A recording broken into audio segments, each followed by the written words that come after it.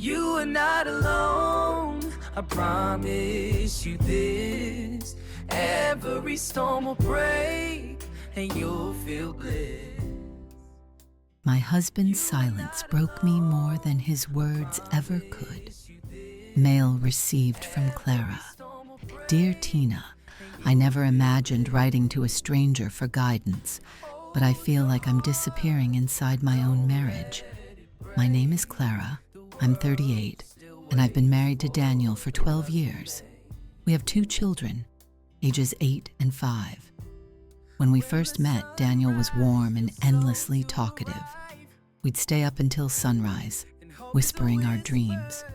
But over the last 3 years, he has grown so quiet that our house often feels like a library at midnight.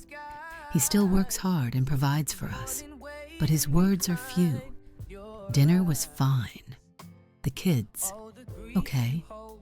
And then he retreats to the garage or scrolls through his phone until midnight. I tried gentle questions at first. Are you stressed? Is it work? Did I do something? He would smile faintly and say, I'm fine, don't worry.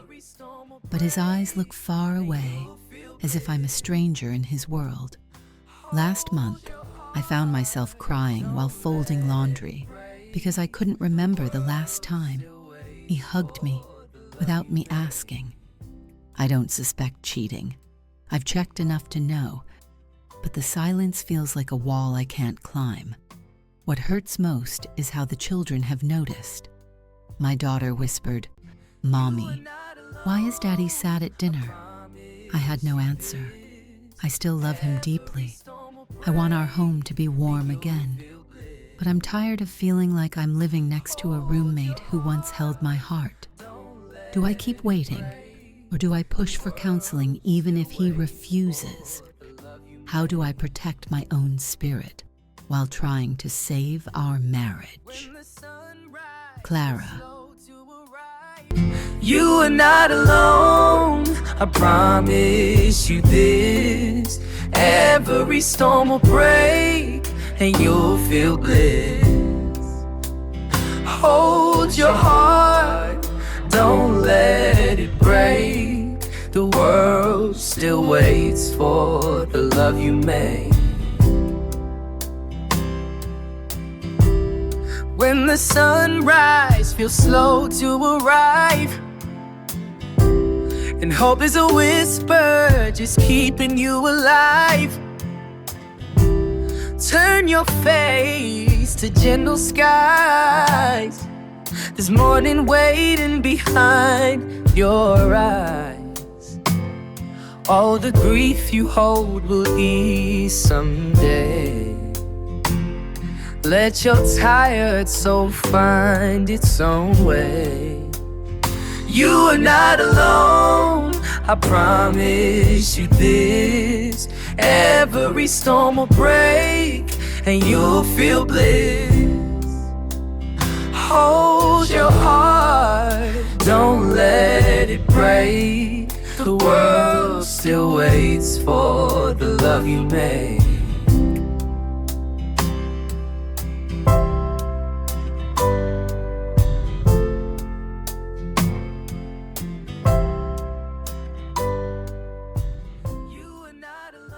Hi family, welcome to Tonight Heart Talks with Tina.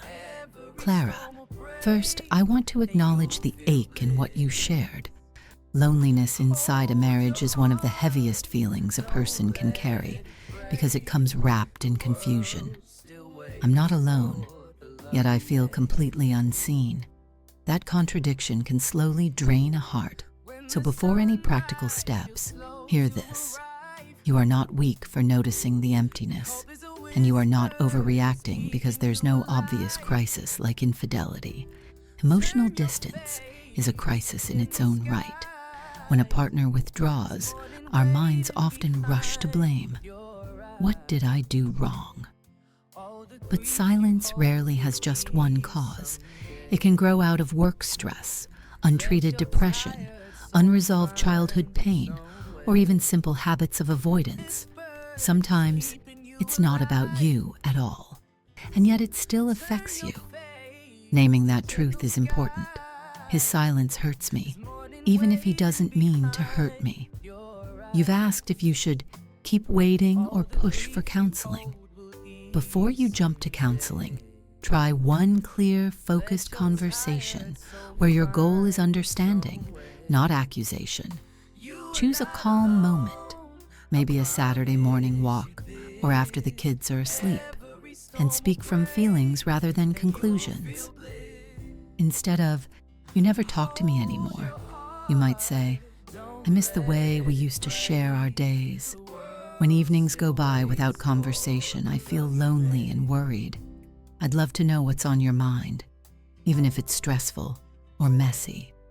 This language matters. It opens a door rather than builds a wall. He may not respond with a flood of words right away, but you're planting a seed that says, "I notice you. I care. I'm here when you're ready." If he deflects or says he's fine, resist the urge to interrogate.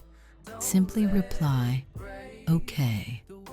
I'm ready to listen whenever you want to share." Sometimes giving a quiet invitation and then space is more powerful than pushing. A sudden or long silence can be a sign of something deeper: burnout, anxiety, hidden grief. Has there been a recent job change, financial pressure, loss in his family, or health worry?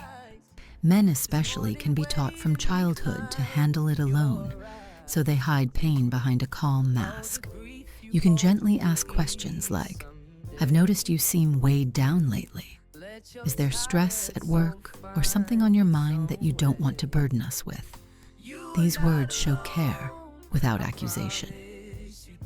If he senses compassion rather than criticism, he may gradually share more. Even if long conversations aren't happening yet, create tiny daily touch points. Share a cup of tea together without screens. Take a short evening walk, even in silence, just side by side. These gestures are not about rewarding his distance. They're about keeping the bridge open. Couples often underestimate how small rituals, 5 minutes of real eye contact, a gentle shoulder squeeze, can slowly thaw a frozen space. This is critical. Waiting for a partner to re-engage can feel like holding your breath. You need oxygen too. Friendship and support.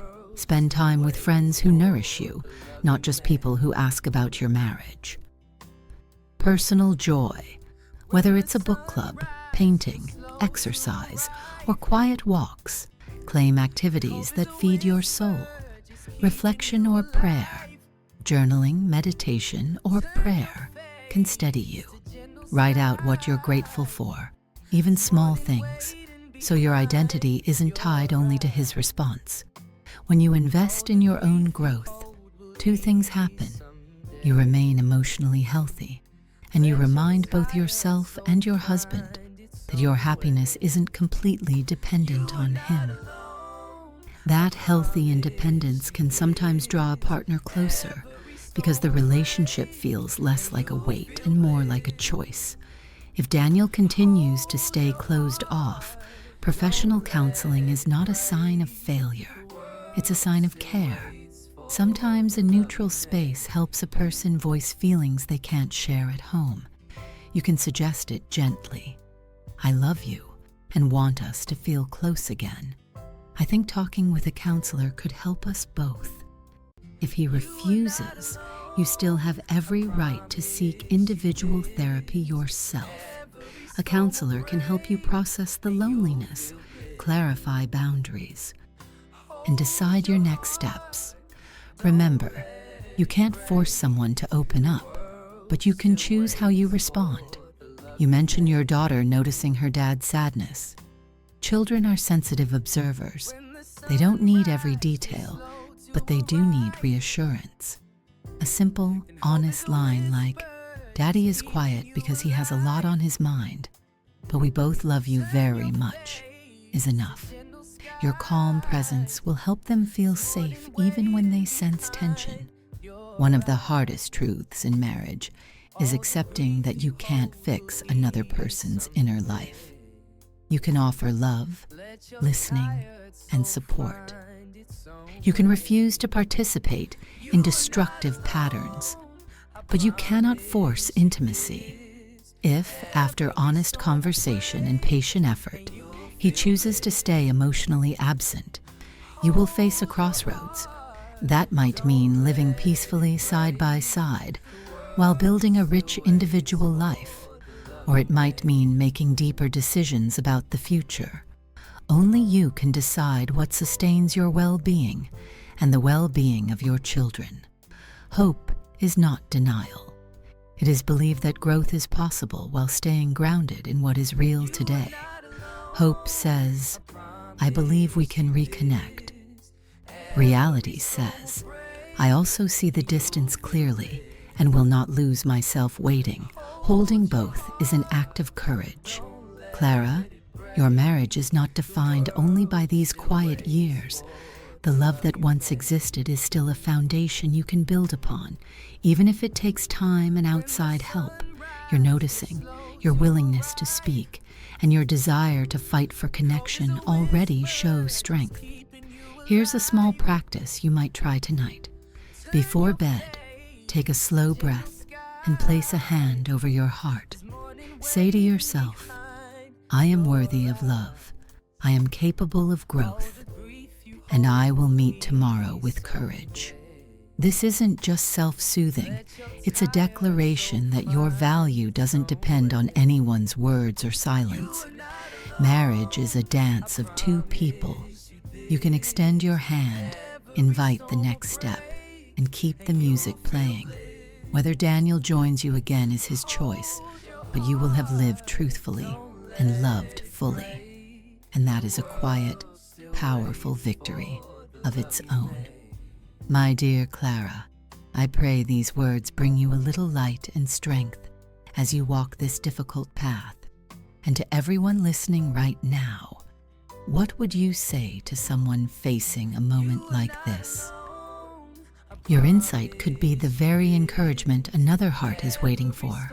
So please share your thoughts in the comments below. If this story spoke to you, I invite you to subscribe and tap the notification bell so you'll never miss the next Heart to Heart here on Heart Talks with Tina. Together, we can grow a circle of understanding, hope, and healing. Thank you for spending this time with me today. You are not alone, I promise you this. Every storm will break and you'll feel bliss. Hold your heart, don't let it break.